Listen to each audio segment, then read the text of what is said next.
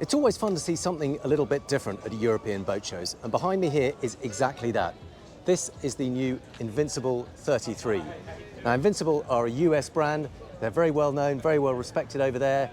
They've got sport fishing genes. They were originally designed as serious offshore sports fishers, and they've evolved into a kind of hybrid sports fisher slash leisure boat, but really capable hulls. Now, initially they were all monohull designs, and some of those were adopted by the US Navy for their own use, but then they also decided to move into power catamarans. But what they wanted was a power catamaran that gave all the performance and efficiency and soft ride and stability of a power cat, but without some of the quirkier aspects, if you like, which means that they tend to ride very flat. Even when you're cornering hard, they don't lean into a corner, so you sometimes feel like you're going to be thrown out the side. They also have a tendency to spit out the front sometimes when you hit a wave. If the wave hits the bridge deck, then you get quite an uncomfortable, jittery ride. So what they've tried to do is create the best of both worlds. And they've done that by using a semi-asymmetric hull design. So if you look carefully down here, you can see that the dead rise is slightly different on both sides, and the height of the chines, so it's slightly higher on the outside, slightly lower on the inside, and the spray rails. And that enables the boat to lean into the turn a bit. And thanks to this extra baffle down here, that is designed to split any waves that do get through, so that you don't get that slap if you hit a wave that's tall enough to hit the bridge deck. It disperses it and it stops it sneezing, they call it, actually, when it sneezes water out the front. So hopefully it should avoid that. But what you do get is the extra lift of a catamaran. So because this is quite a narrow tunnel, it funnels air down there, pressurizes the air, and actually creates lift. So that's what gives it extra efficiency, as well as a really soft, comfortable ride. Now, it's also a serious high-performance machine. So this is equipped with a pair of 400 horsepower Mercury Verados, and that will give it some really strong performance. This should do about 65 miles an hour, so 58 knots or thereabouts, really quick. But also, when you ease it back a bit, you get really efficient running. So this should do about 1.5 nautical miles per US gallon. And because of the size of the fuel tanks, that means you get a range of up to 500 nautical miles. Really, it's designed to go out there to get you to your fishing grounds quickly, safely and comfortably, and get you back just as fast. Now, prices start at around 500,000 US dollars ex-taxes. This particular one, including tax, fully delivered to here in Palma, Mallorca, is about 680,000 euros. So let's jump on board, have a good look round, and explain more about what makes it quite so unique and quite such an unusual offering, particularly over here in Europe.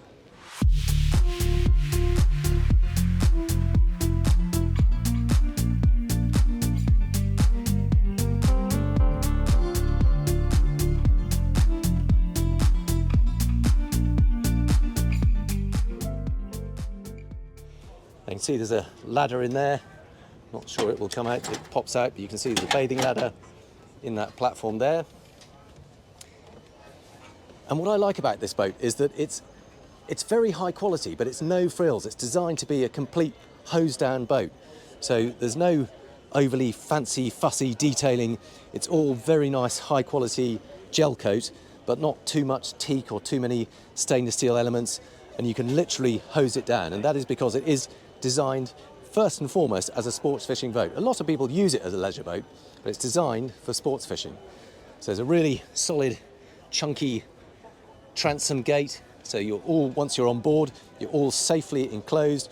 Got a nice high cockpit conings, bulwarks, gunnels, whatever you want to call them, on both sides. So you feel really well protected. And then all the fishing kit you need. So this is a live bait well, so you can keep your bait alive in there when you go big game fishing. If you look under this deck panel here, explain a little bit more about how that works. So here we've got a sea chest, so that is under the water line, and that is always full of water, and then high capacity pumps will circulate that water. You can see bait well 1, bait well 2, so you always get oxygenated seawater in those bait wells to keep your fish alive and cool. Big aft-facing seat here. This has all been left without any seats because this is where you'll be trying to reel in your fish from.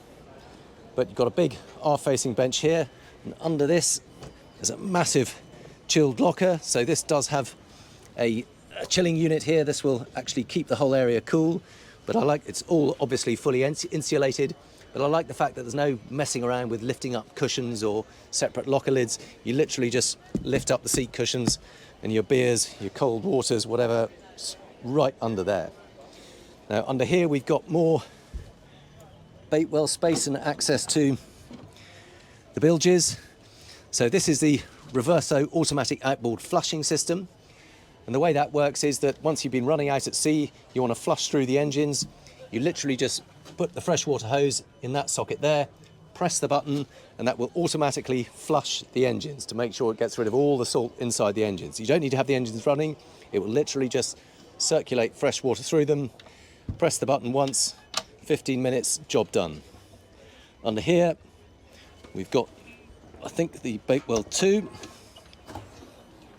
So that again is another bait well just under the deck rather than above deck, so you can keep more bait down there.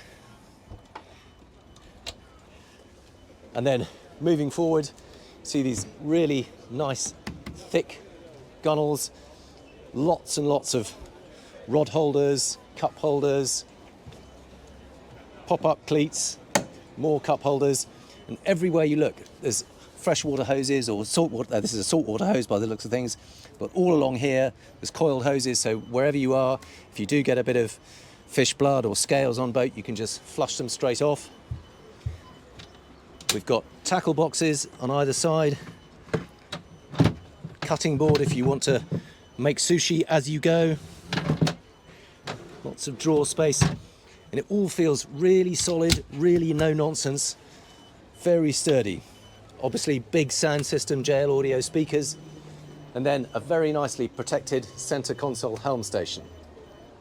Now you can see we've got special ridge deflectors. These perspex deflectors help deflect the wind, make sure that all 3 seats are kept nicely out of the breeze, because really if you're running along at best part of 60 knots, you don't want to be taking that in the face. Very classic central steering position. One of these one-handed steering knobs, so you literally just put your hand on that. You can quite imagine, in fact, kicking back here, probably even steer that with your feet in the States. I'm guessing you just chill out. Very cool. Big Garmin 18-inch screens, Fusion sound system, Mercury throttles, and the Skyhook joystick. So this obviously helps when you're coming in to a berth. You can put it exactly where you want it, but it also acts as an autopilot. If you want to just move 1 degree to starboard, you just give it a little nudge. If you want to move 10 degrees to starboard, give it a twist. And you've got the Skyhook facility, so it's like a virtual anchor system that will link up with the GPS and hold you in place, even if there is a current running or tides or winds. Press that button and you can then get on and put out the fenders, knowing that you're not going to drift into trouble. Electric windlass control for the anchor, so you can raise and lower the anchor from here. And then all the lights here, we've got all the cockpit lights, spreader lights, nav lights, bilge light, all around this boat. There's lots and lots of LED lighting. Little glass area here, this provides more protection. That's the main windscreen forward, and a nice bit of extra retainer here so that you can put things on here and know they're not going to slip off when you're roaring along at 50 knots. Now I've got catch lockers all along the decks here, so if you do manage to catch a few fish, you've got plenty of space. Again, they're all draining lockers. You can see a little drain in the corner there. They're all insulated as well, so you can chuck a load of ice down there and keep your catch fresh. Countless rod holders everywhere you look. Look how many there are lined up along there. Grab rails wherever you look. And then, because of that catamaran design, this is really where you feel the benefit of that extra beam forward. Because rather than a sharp tapering beam, you've got a nice squared off bow area, gives room for lots of extra seating up here. Lovely laid back chaise longue sun pads, armrests on either side and central. And also, if I can do this one-handed, if we lift that up, Really good storage locker there. So that's sort of big enough to keep your inflatable SUPs. Probably put a life raft in there if you want. You could certainly chuck a load of gear and life jackets, more fishing stuff if you need to. Love the fact that this has got gas support, ram supports to take the weight off. 3 really sturdy hinges. Bit of separation, so if you want to put 2 different layers on there, it can be a wet locker, a dry locker, drain plugs as you can see. Really sturdy feeling, robust boat. This bench is removable if you want to take that out. Gives access to the anchor locker under there. There's also access from up here. And again, because of that squared off bow area, there's lots of extra storage space here. You can chuck your fenders and lines in there. Got access to the anchor locker in there. All nicely, neatly moulded out, painted out. Drop down cleat up there, so again you don't have to stub your toes, but because it's so wide and flat, it's very easy to step up here, walk around, do your lines. More catch lockers all down these side decks, exactly the same, all insulated, all draining. More rod holders. And while we're up here, let me just take you up here. Check out that for a floodlight system. Look at all those LED bulbs. You're going to light up the entire bay with that. You can see there's also a track here for storing. There is a bimini cover that can be put across this whole deck area. There you go. I think that's the bimini there. That is the tarpaulin. More speakers, and again, hoses everywhere you look. This is a freshwater hose, so you've got the option of using fresh water or salt water. And then as you come back on this side, there is access to a relatively small heads compartment. So you have to duck down to get in here. And obviously this is because this is in the middle of the boat over the bridge deck, so you haven't got the depth that you might have in a monohull. But I can crawl in there. You can see that actually once you're through there, there is plenty of headroom in here. It's a nice bit of lighting. And there's also really good access to the back of all the Helm sort of electronic system. I might need to use 2 hands for that. But you can see something is beeping away in there. But really nice to be able to get to the back of all this kit quite so easily. Got batteries in there, got the breaker switches, electronics. Really nice to have such easy access to all of them. That's obviously switch gear, turning everything on. And more deck lockers here. You can see there's another one here. I won't bother opening that. And all of these are on bolster seats, and there is more storage under there. I might just need to twist those, drop down, but you can see that is the refrigeration system, keeping everything cool. More batteries in there. Really good access to absolutely everything you need to get to.